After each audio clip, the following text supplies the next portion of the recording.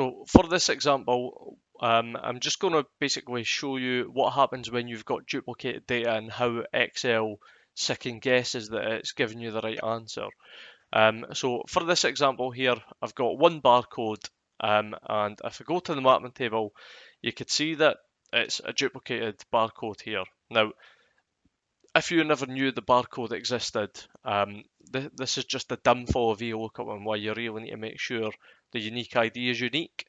It's probably a personal or business rule that you would need to follow to make sure your data is as accurate as it can be. So we've got fortnight 1, fortnight 2, and I've just put different dates in there. So for example, if I just do a VLOOKUP on the game title, so select our individual barcode, select the list, and we're wanting the second column, so we'll put comma 2, comma false, and close brackets and hit enter. So you can see here that it stopped at fortnight 1. Now, if I put the same barcode underneath and pull the VLOOKUP down, some of you might have thought that fortnight 2 would populate because it's already found that information.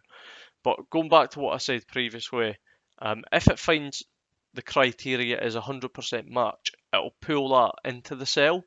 So that barcode is never going to be associated with fortnight 2.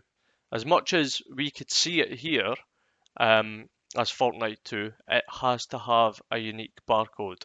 So for example, if I change this to a 0 and put that on our list, now the VLOOKUP pulls through fortnight 2 because it sees that that's an independent and unique barcode from fortnight 1. So that's just a quick overview in terms of how Excel and VLOOKUPs work with duplication. So always make sure that whatever your mapping table or your lookup table is, always make sure it's got a unique ID to associate everything by. Thank you. Please like, share and subscribe.